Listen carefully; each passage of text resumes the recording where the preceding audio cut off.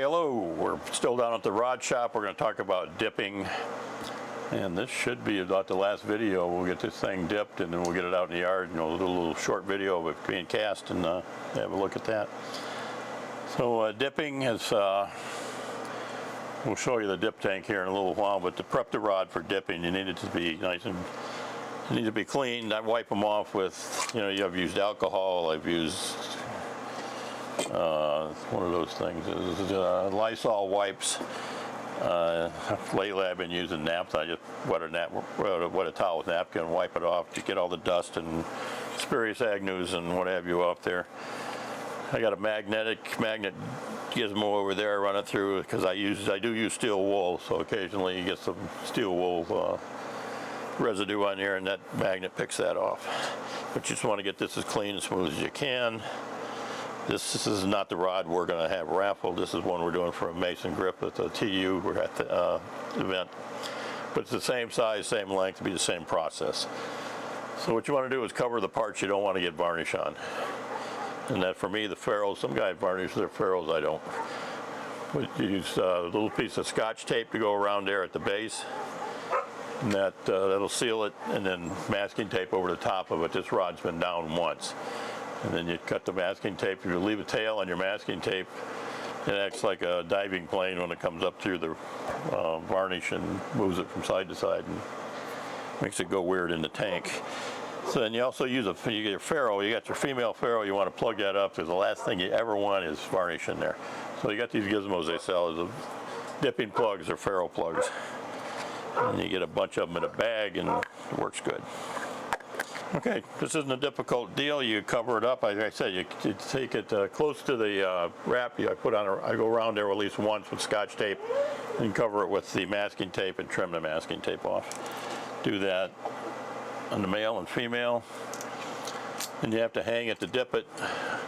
I use a red wrapper, a twist tie stable. Got to hang it to get it into the tank so it goes into the tank, and you got to pull it out. So I use these kind of a red wrapper type thing. This is a little heavier. As you can see, it's got some stability to it, so it doesn't flop down. You use a string, and you got the strings all over the hell's half acre trying to figure out how to get it on and off. So that works good. Tape that, and then this. And if you're careful, you don't have to tape the cork or anything. And if you use a snap ring, you know, a positive lock on your dip cord, then that takes a lot of risk out of that. Same thing on the tip, and it's in these again, twist tie, and that gives us enough security. So you need masking tape, Scotch tape, scissors, and that's pretty much what it takes to do this part of the dipping process. This dip tank is something I've had in here for, you know, it's a generational type thing. It's started out with a tank, just a tube in the floor, and then you got a cabinet down here, and then they got a plexiglass up here, and there's mirrors back here so you can see both sides as you're dipping. So it's turned into a dipping cabinet, I guess. It does have some lights in there. We've turned them off for filming, and they got one behind it where you can see it coming up through the tube. A little LED light back there, so you can watch it come up through the tube, and you can see when the guides go by, so you know when it's time to start thinking about stopping it. So the process is you put it in here, and every place you've got a interruption or a guide or a decorative wrap or something, you stop it and let it drain a little bit, top and bottom. What are we dipping it in? This is what I'm using here for a dip is Minwax spar, poly spar, Helmsman, and that's what I've always used. But you know, I took the workshop with Jeff Wagner all those years ago, and that's what he used, and I've never seen a reason to use anything else. I do the wraps initially. I do the wraps with some Sutherland Wells, which is a little better varnish. So you got a draw motor. It's like a 4.4 or 6 RPM draw motor. It's on this little clutch assembly that I've fabricated over the years, so you can loosen that up, and I just dipped, you got a little varnish on the end of my thing there. And you can change it so when it's and it locks and it works good. Okay, so we're going to let that, we're going to close this because you want to keep the dust out as much as you can. One thing, if you use a plexiglass cover, don't wipe it or clean it because it's static electricity. It really can complicate things. So you get the rod in there, you get it to where you want it. That goes right down to the winding check wrap. And you turn on the motor and let it draw.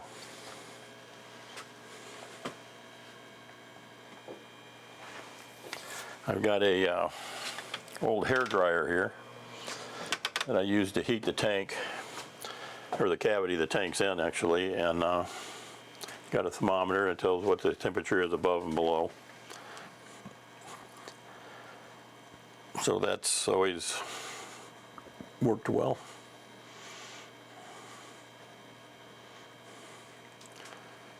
And that pulls at just that speed.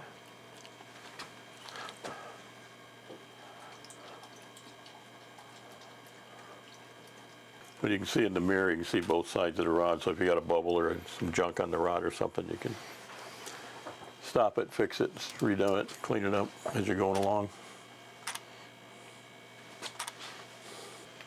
There we go. See the first part of the rod, or the wrap rather. So we give it 10 seconds on top, roughly, and go down to the bottom and give it 20 to 30 seconds there. We do that for every wrap. Or if you got a decorative wrap, or you got intermediate wraps, or anything else, you do it. Sometimes you get the guy bring in an old one of the old rods that's got intermediate wraps all over it, and it takes forever to get those things done because you got to stop and start about 30 times a section. Okay, we'll bring that up to the top of the next one. Give it 10 seconds or so.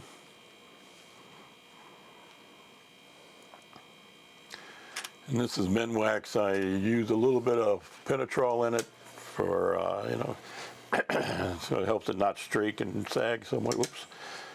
You got to get at the bottom, let it sit for 30 seconds. There we go.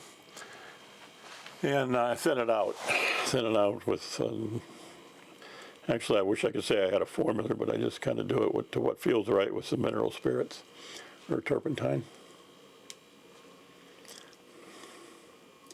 And the tank is, that's a clear acrylic I get from a place in Columbus, Ohio, Zavco. And make the top of the tank with that, and then it's necked down to 1.25 inch piece of PVC underneath. So it takes a lot less varnish in the tube if you neck that down and use a smaller tube on the bottom, and it works just as well. But this clear tube on top makes it a lot easier to see what the hell's going on.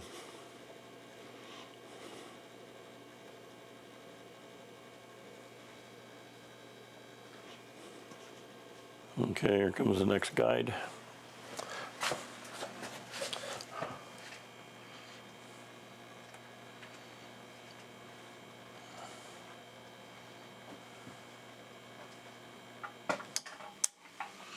Nope. There we go. 10 seconds on top. Got a clock up in here with a second hand so I can do that. 20 to 30 seconds on the bottom.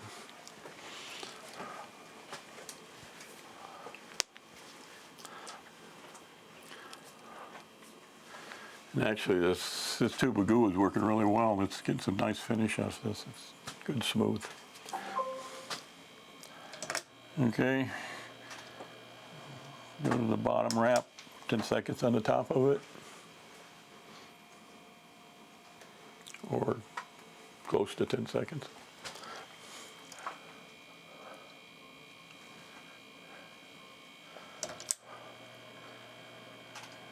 Go to the bottom, give it 30 seconds. And it helps to keep it from, sags or drips. Sometimes you have to get bubbles, but I was using the Floetrol, the Penetrol, and the thinning it out, I don't hardly get bubbles at all anymore.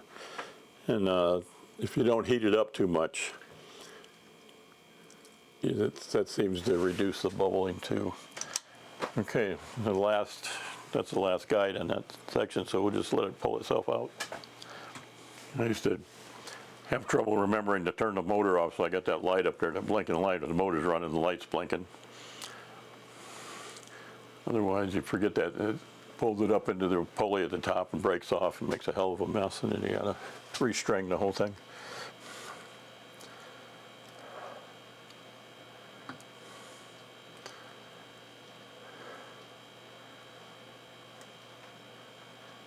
Okay, we're out of the goo. We're going to put it over here in the drying cabinet. So open this thing up, pull this up, and then loosen this, let it down. And this is where you see where the spring clip, that's not going to fall off there. You take both ends,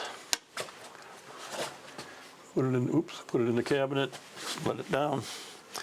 And it's in there to dry, usually overnight. I give it a couple days, just you want your varnish to set up as well as it can. Well, that's dipping.